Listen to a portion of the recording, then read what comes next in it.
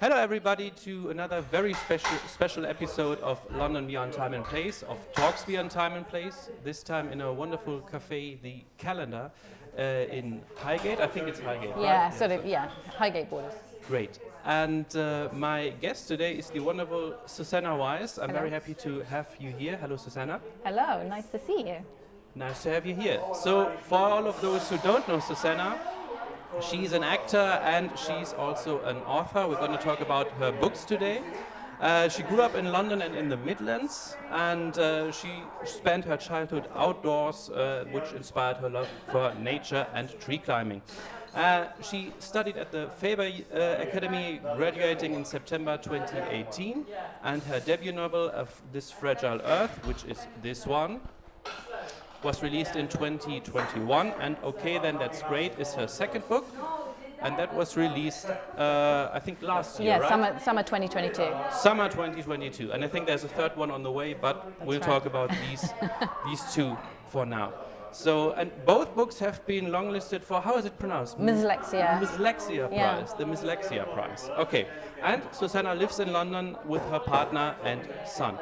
So, thank you for being here, Susannah. Thank you. And maybe you can start a bit by telling us how and when did you start writing? I mean, you are an actress, but now you are a writer, so maybe you can talk a bit about that. Sure.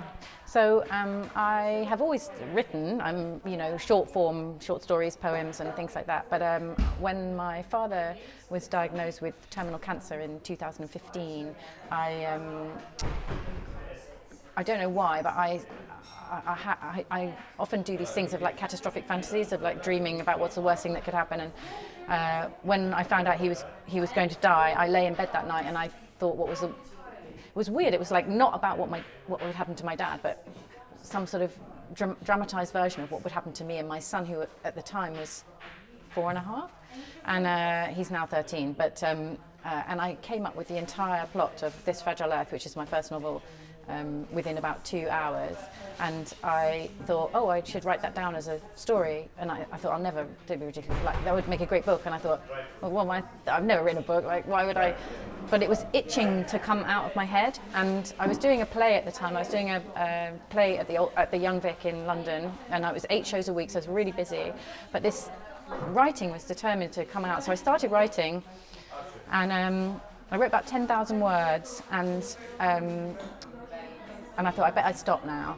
My dad got really sick then, and then we nursed him until he died for like I had about 3 months where I didn't write at all.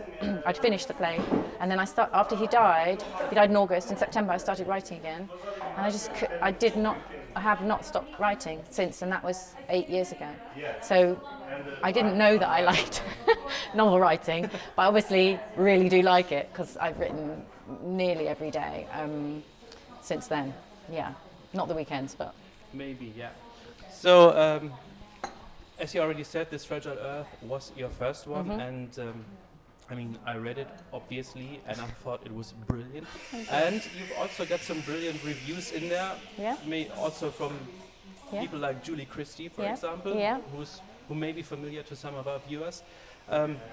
Maybe you can try to sum up a bit the idea of This Fragile Earth, and for all of those who have not read the novel, without giving away too much. Yeah, sure. I would say it's a dystopian, grounded science fiction story about a mother and her 6-year-old son. I had to age the son up because people kept saying he's too grown up when the editors were looking at it. A mother and her 6-year-old son who, after they live in London, London starts to fall to pieces, the gas and electricity and then water go off. They have to make a journey to the Midlands by bicycle, and when they get there, things are even worse than they could have possibly imagined. So it's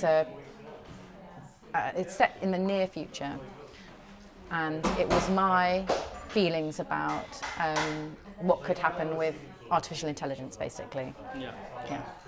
So you already said that you started writing, or the idea first came a couple of years ago. Yeah. No, 8 years ago. 8 years ago. 8 years ago. But I mean, it came out in 2021, so it was kind of in the middle of the pandemic kind of thing. So obviously that was not on purpose. No. But did it influence the book at all or not? No, not in because any way? I'd written the book. I wrote the first draft of the book by 2016. So it had apps. I mean, maybe just call me like a mind reader or a soothsayer. But I had written about a lot of. What was weird was the book came out, or was about to come out, and people were reading it, and they were either contacting me if they didn't know me, or ringing me if they did know me, saying, this is so close to home, I'm having panic attacks reading, I have to put it down. I think if it came out now, it might be a bit strange, because people would think, you would naturally assume that I'd written it in response to the pandemic.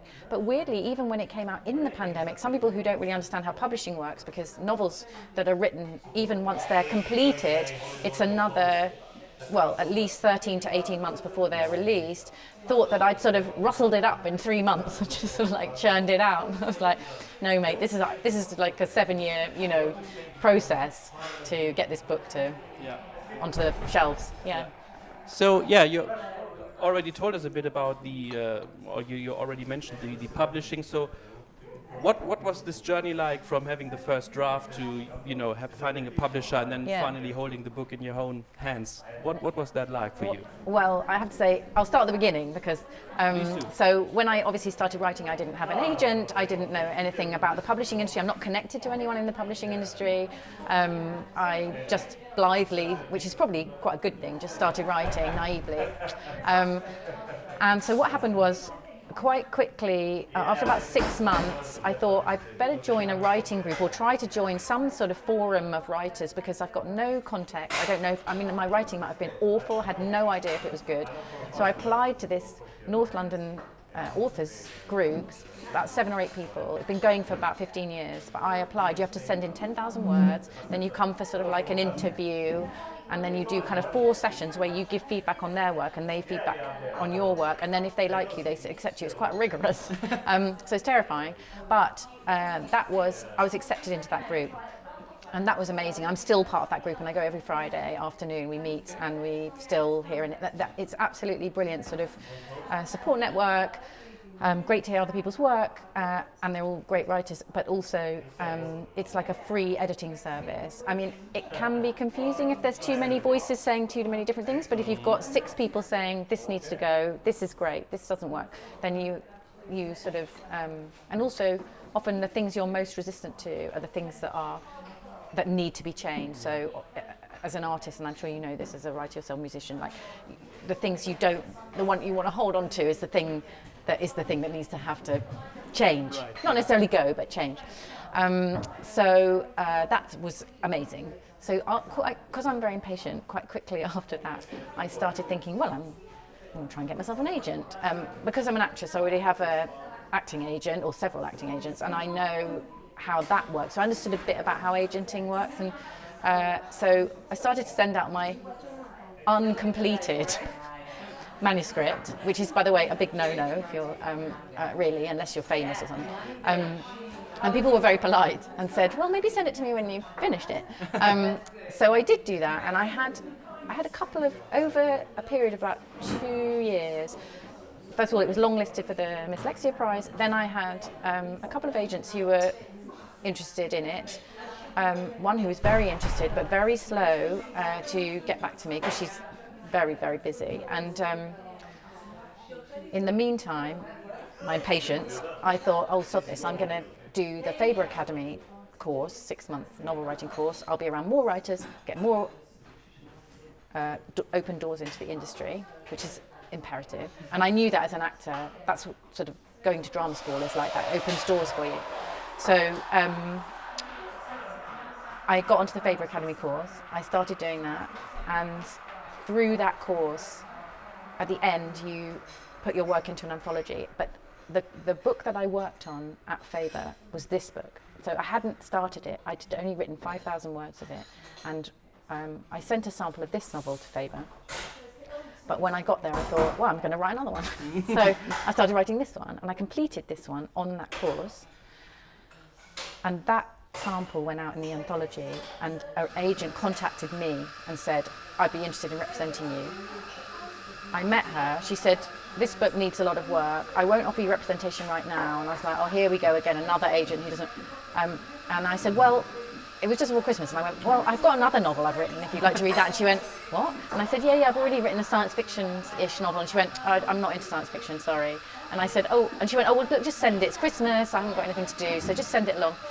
And maybe we'll talk in January. And that night I got an email from her saying, I've just read your novel in 4 hours. I'd like to represent you. I want This Fragile Earth to be your first book. And then you can work on, okay, then that's great. While this one, we're working on this one coming out. And so that's how I got my agent. Yeah. And then the book has to go on submission. So you work with your agent to edit the novel up to the best it can be with them, and then it goes on submission. I was very lucky because the head of Galanx, who are a science fiction and fantasy imprint of Orion, really loved this book and gave me a 2-book deal and made this his, whatever they call it, the lead title for 2021 for their imprint, which was fabulous. What we didn't count on was the pandemic, of course, and that totally screwed, as I'm sure you're aware, all artists everywhere. I was and yeah. So that was unfortunate timing. And actually the book release was delayed twice, 2 times, as was many authors' books. And people really struggled because there was no festivals, there was no way to amplify your novels apart from social media, which is, I'm sure you know, a kind of mixed bag. And I'm not a marketing whiz, or some people are so good at it, and I'm not that good at it. So, well, no, I mean, I'm not. It's not I don't have a marketing brain. Like, I never use social media for my acting, so I found it embarrassing because when you're an actor, your medium, your work is yourself, which is kind of a weird thing to be going like, look at me, here I am. It's silly. I don't know why I'm so British about it, but for novels, I found it easier because this is the work and it's separate to me and it's like my child, so I can be proud of it at a distance. So I found that much more pleasant experience. Yeah.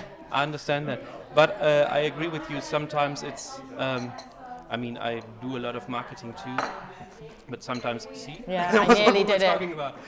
Very clumsy. Sometimes it can be very annoying, and sometimes I think, all this social media stuff, it's so annoying. Yeah.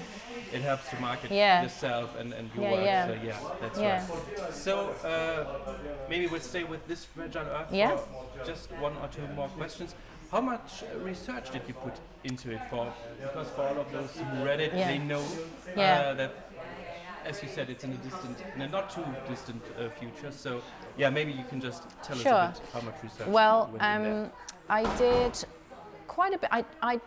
It was already an area of interest to me. So I'm really interested in quantum mechanics, quantum physics, and quantum entanglement, and which is also sort of present in this book a little bit. I find, because I'm not religious, but that's the closest thing I can think to for me is like quantum mechanics. That's like God, and as well as music, and then Gaia, the Earth's energy, the Earth's natural nature. So I unconsciously, this was not a decision, but all of those 3 elements went into this novel. So the protagonist is a musician. I play piano, and I've learned piano since I was very, very young. There is a lot of talk about artificial intelligence and quantum computing, and also about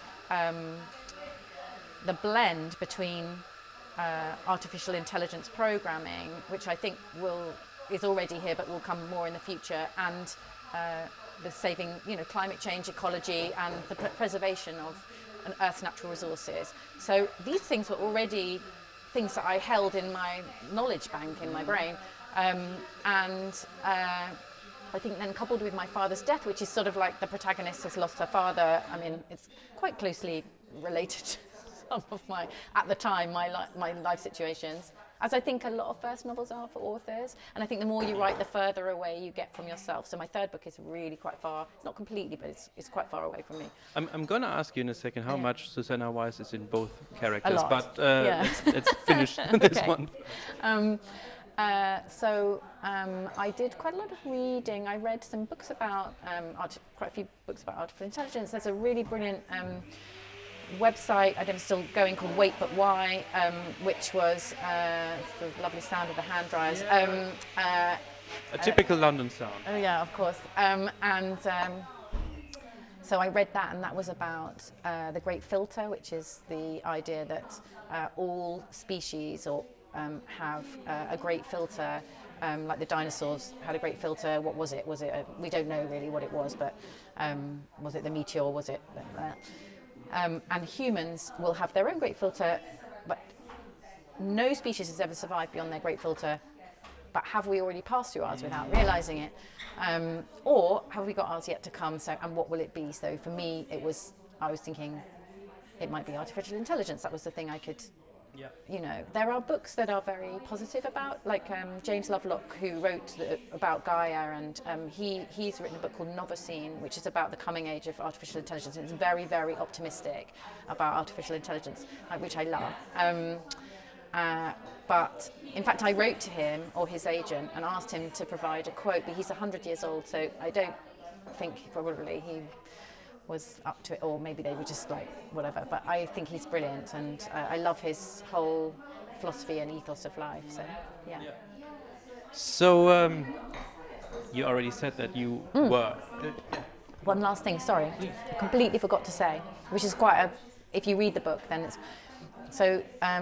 Some of the stuff came to me, I know this sounds really woo-woo, but it came to me in a dream. So while I was writing, obviously, like a crossword puzzle, your brain is still thinking about it, and I had an actual sleeping dream where I came up with the idea of the coding system, which is called trinculation, or Trink's code in the book, which is based on musical notes. So that came to me in a dream, and the title. It was called Trinculation, and I thought, and I was like, I woke up and I was like, I had to Google it because I thought, have I? Is it still? Yes, is this a thing that I've absorbed? But anyway, the only thing I could find online was a paper from the American Army from something like 1965, and it said highly classified on it, and that was all that was there.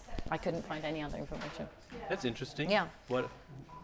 Very, very weird that you had this word in mind, or in your dream. Yeah. But you already said, you mentioned the music. I really like that as a musician myself. When you mentioned like a rhythm in 7/8 or in 9/8, I was like, oh yeah. I know I'm a drummer. I can relate to that.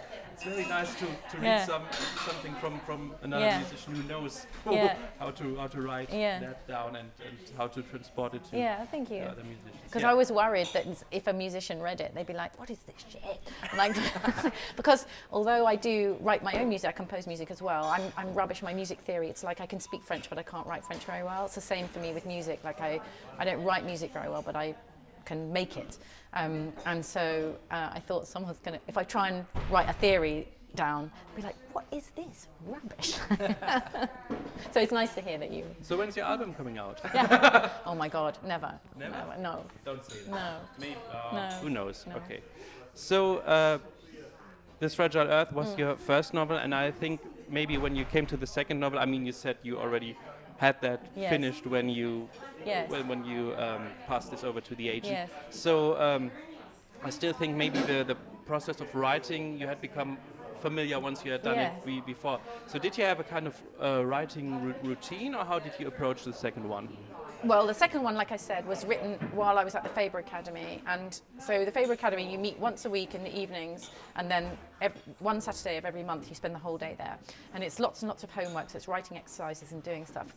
But in the meantime, you're also expected to write a large chunk of a novel. That's the whole point of it. And my tutor, Richard Skinner, who's a friend of mine now and was really, really brilliant, he drove me quite hard. So he'd give me sort of word count, things. And because I'm quite, I like numbers. I'm not very good at maths, but I really love numbers, and things with numbers in them connected to writing are perfect for me. So if someone says you've got to write this many words or this many hours, I'm like, great, that makes sense for me. So I discipline myself. I sit down to write.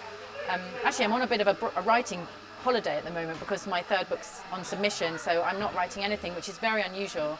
for me. So I would normally have started on the fourth one, which I know what it's going to be, but I'm just having a break. So I write in the morning. So I'll normally start at around 8 in the morning once my son's gone to school, and then I'll write for like 3 hours, sometimes mostly 3.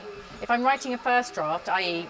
when it's a blank page, I'll normally write less hours, so it'll be like an hour and a half. I try to do at least 500 words a day. And then once I'm in the editing process, that kind of time stretches, and suddenly you look up and it's lunchtime, and how did that happen? I don't know if you find this for writing, but I don't know whether some writers do write for like 6-7 hours a day, but I'm not sure how they do that. And also I like to do slow and low, so I would rather write for 6 months for 3 hours a day than for 3 months 6 hours a day, because I find I can't maintain, and also the gaps in between allow my brain to sort of marinate a little bit and process stuff. I often will go for a walk in the afternoon and I will still be thinking about things, and that will help me. Especially if I'm stuck with something, then I'll come up with a fresh idea or whatever. Yeah. I can relate to that a bit because, there's this rule wherever it came from, this kind of, if you can't manage to write as a writer you have a full day, always try to write one sentence. Yeah. Because you have another spark, or you have like, oh no, what's coming next? Yeah. Or maybe you just write this one sentence, and then and then you know what, I'm going to go on because I know what's coming next. Yeah. So I can relate to that. I try to do this too when I'm writing. And I can agree, because I'm writing a book right now too. Again, I'm not going to give away too much because I'm still on the first draft, if you like. And for a couple of days I was writing like 10 hours a day, and I was like, okay, because I kind of wanted to get the ideas right, and then I was like, okay, this is not going to work. Yeah. You're just going to have to slow down and take your time. Yeah. There's no need to hurry. Yeah, it's just yeah. like, okay, I want this to finish. I want to have this first draft because I know what it's going to be like, and I was like, this is not going to work. So it's better to have a kind of routine, like 3 or 4 hours a day, and do it steady. Yeah, and I think that's a real challenge for people. It sounds like you were a bit like me. Like if you're sort of end goal orientated or perfectionist, you want to get it done, and I'm very impatient. So for me, it's like a meditation. Well, it's almost like, I'm not saying writing's not like meditation, because most of the time it's like sweat and like but the slow process of it is like a meditation, that you can't do it all at once. You have to wait, and that can be very rewarding, and I find it very, very fulfilling and settling to my nervous system in a way that, for example, acting, most of acting, bizarrely, being on stage, I actually find really relaxing. Well, as soon as I'm on stage, I feel incredibly relaxed. But all the bit leading up to it, and all the stuff around filming, and because you're always being buffered here and there, and people, you never get what you want. It's all like, the money's not right, or this person, and the part gets cut, and it's so much stress. And then writing a novel, you're just left to yourself. You're just you and your thoughts in a slow flow, and I really love that. I think it feels very nourishing and very healthy creatively. I understand what you mean completely. Yeah. So, okay, then that's great. While this Fragile Earth is a bit more science fiction, okay, then that's great. It's more of a dark comedy, if you like. I would. Yeah, exactly. So, maybe we can also once again sum up a bit about what it's like. Well, as you know, because you've read it, it's very hard to sum up this novel. I would call it a contemporary fiction with sort of women's and comic elements.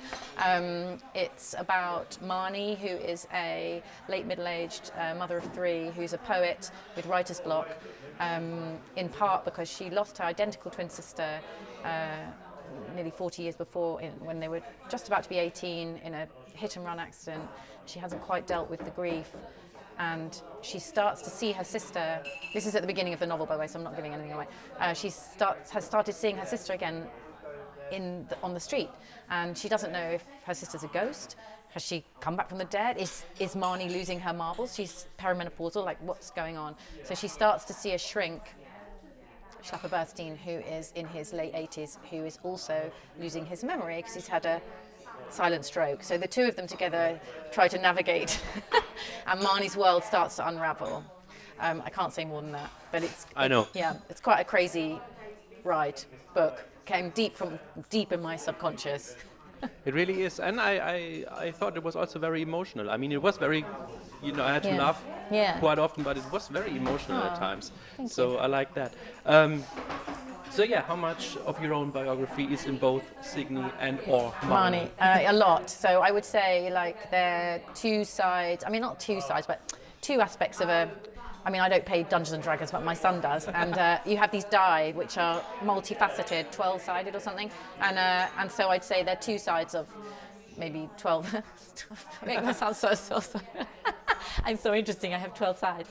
But they're two sides of me anyway. They're not the only, but definitely Signe was like, and also, I don't know whether you find this with your writing or your music, but you're writing at the time you're writing. So when I look back at this Fragile Earth and I read it now, I think, God, a lot of those feelings I remember having, but I don't have them now. So if I wrote that book now, it would be a very different protagonist. She would be very different. I've been on quite a long journey since that time, through that time to now. So yeah, Signe would definitely be the sort of darker side of my character, I would say, and then Marnie is, I have a lot of internal duologues going on, lots of subconscious, some of those things which I can't talk about because I give away the book are some of my own thoughts and fantasies or like what stuff, and I just decided to just let it all hang out in the book. Yeah, but I see, yeah. So what I also found, and this is one of the reasons why you're here, because my website and what I do is mainly about London. It's London beyond time and place, and in both novels London is important as a setting. So what does London mean to you? You grew up here and in the Midlands, so what does living in London or London being in London mean to you? Yeah, that's quite a difficult thing to sum up. I have quite a love-hate relationship with the city. I don't know, did you grow up in the city? No, I didn't. Oh, okay. Because I grew up, so I spent my weeks here in the city, and then this is as a child, and at the weekends we go to like the middle of deepest rural Northamptonshire and be in nature. And I would just, we're talking about the 1970s and 80s, I would be running around, no mobile phones, nothing, so for people who weren't born for that. So I just go out free, and I'd be out all day with my friends who lived in the village, a tiny hamlet, and which is where Worston, which is the village in this Fragile Earth, is heavily based on that place. And we just run free all day. So it was tree climbing, running in cow pats, going to the local sweet shop to get pear drops, which was like 2 miles away on our bicycles. Didn't see any people. It was really quite feral and wild. And then in London, in the week, I'd be in this incredibly, Zone 2, central London, very cosmopolitan, left-leaning area of London with all different, people from all walks of life and all economic backgrounds and all cultures, and then this very homogenised culture in the Northamptonshire, which was just, one. It's the same as my phone ring, and I was like, oh, I've got. It's not hers. It's Steven Spielberg, he's calling for the film adaptations. Yeah, he's bought the rights. Yeah. So London, I love the culture here. This eclectic. All of the arts is amazing. You have access to the best doctors. You have access to all of these incredible facilities, swimming and things. Like, it's an amazing city. But at the same time, it's so many people. It's so much noise. I'm very noise sensitive. I don't know if you are as a musician. Yeah. I'm incredibly sensitive to sound, and I live in quite a noisy street and noise, neighbours. Even my partner who I live with, he loves whistling. That drives me mad.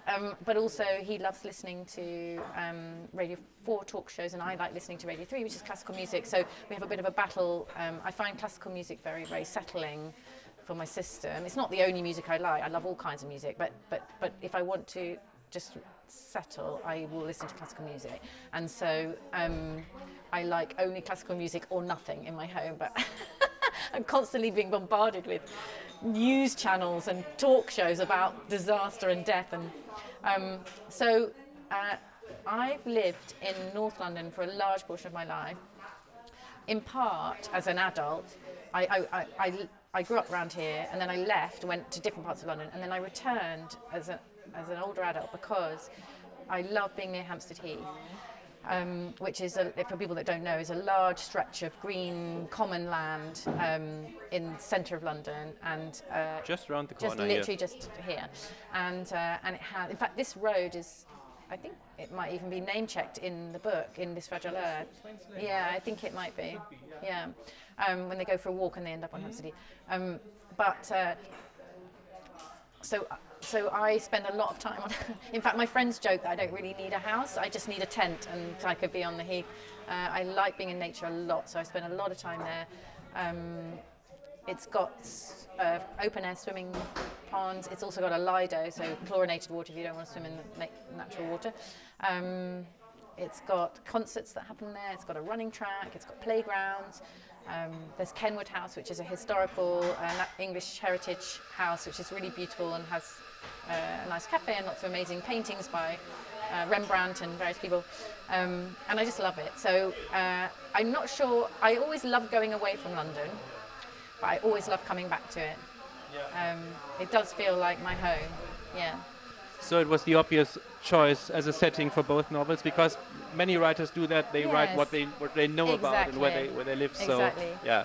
So that's exactly right. So I was only going to write about what I knew. I wasn't confident enough as a writer to write about a place I didn't know. Yeah. I still don't know if I am, honestly. I think so. So both these novels are set in London. This Fragile Earth is part set in the Midlands, but this one is set entirely in London and St Albans, which is on the cusps of London.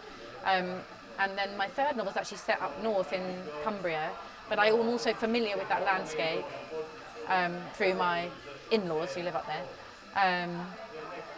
And my fourth novel, when I start to write it, will be set in London, although it may also jump around, but mainly it will be set in London. So I think I must be very attached to what I know. Yeah, maybe, but novel number 7 will be set in, I don't know.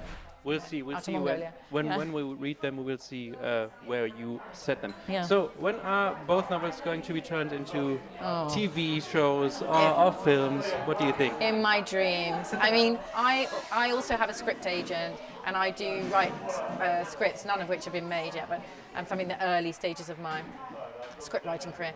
But I would love to. This has a producer, very well-known producer, very eminent producer attached to it to take it to screen potentially as a movie, but there is no funding attached to it. So, and I was going to adapt, or am going to adapt that for a novel. But I mean, how long is a piece of string? This one I think would make a great TV series. Some people, very eminent people, have read it and said they liked, but they don't, sit there. So, I have no idea. Are you going to play the main characters? No, definitely not. Okay. When I read them, I thought both of them would also work very well as audio plays. Yeah, you mean like a radio play? Yeah, because I narrated the audio versions for like the audio book. But maybe I hadn't thought of that.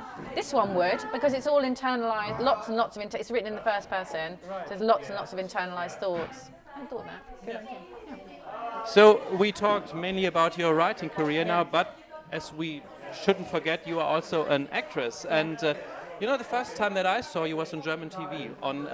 It was on Midsummer Murders, but it was on German TV, and you were dubbed in German, so I knew you with a German voice before.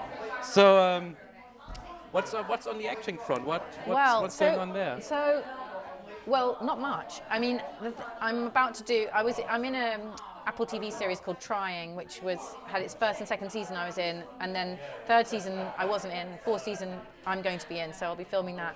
But it's been really quiet. So firstly, it's partly my own doing, because since I've been writing, I haven't done any stage plays, and my career is made up of, as an actor, has always been made up of half theatre, mainly in London, and half TV and film work. And so cutting out half my work was essential because I couldn't write and do a play. Doing a play is so all-consuming. And I really wanted to focus on my writing. But actually, I've found more recently I've been missing being on stage and things. So maybe I've just moved to acting agents actually. So maybe that I will be doing some more stage work. And I think sometimes as an actor, if you're on stage, people come watch you and then they're like, oh yeah, we put her in our TV show, or it reminds you. So things have been quiet. And then honestly, during the pandemic, it was really, really hard for me to get work. I basically didn't work for 2 years. So that was really hard. And the nature of the industry has changed. So everything is done now in what's called self-tapes, which some people will be familiar with. It's basically you tape yourself in your own home with like a screen that like one of those photographer screens you sort of let up and then you film yourself. But that's very difficult because it means you're not interacting with anyone apart from whoever's behind the camera. That could be like my partner who's not an actor or my son who's 13. You can't get any direction because nobody's there to tell you what to do. So it's quite a lonely process.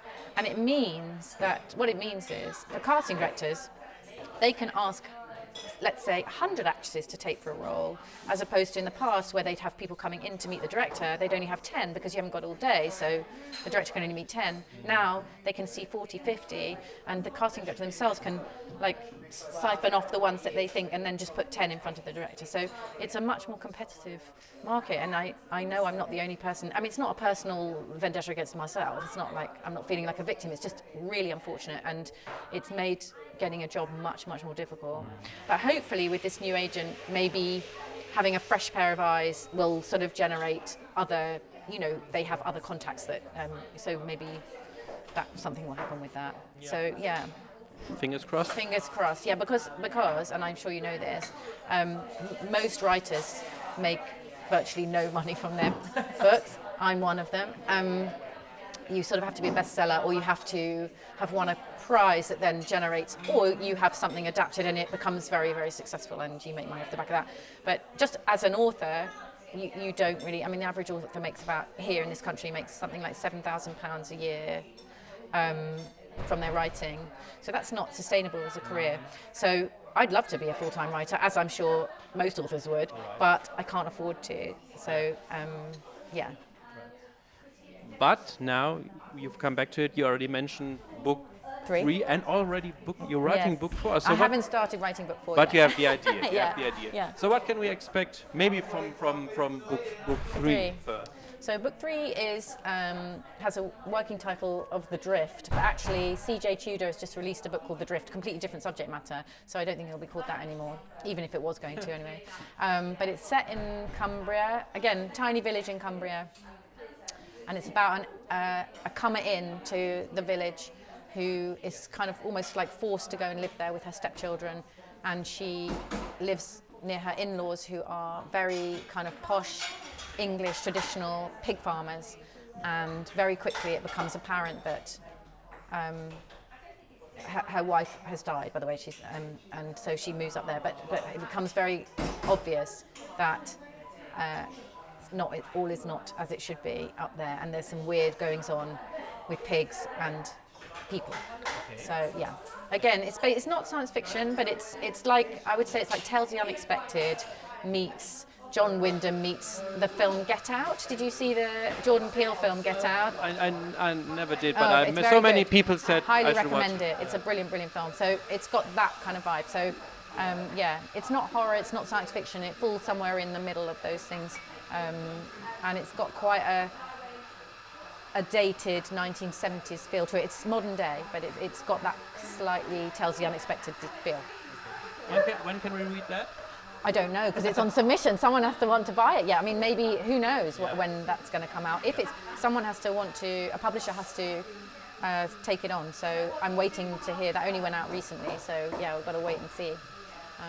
Yeah, sorry. And what's the idea for book 4? Or are you not going to tell No, yet? I can say.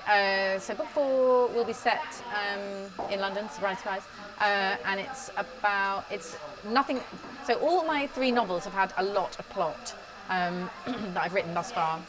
So these 2 published ones and the one that I've just talked about, The Drift, they're highly plot driven. And I've decided I'm going to write a book with no plot. It's going to be character-driven, multi-character, so multiple narrative voices, and it's about a group of people who are part of a writing group like this, but not like the one I'm part of, like the Society of Authors type, and it's about professional envy, loneliness, and just they're organising to meet for a picnic, and it's about the interactions between the characters. So that's all I can say right now. Yeah. Well, I'm looking forward to reading both of these novels and many more to come. Thank you. So thank you, Susannah, for taking the time to join me here in this wonderful cafe, the Kalender, in North London. Thank you very much for taking your time, and thanks for being here. Thank you so much for having me. It's been really lovely talking to you.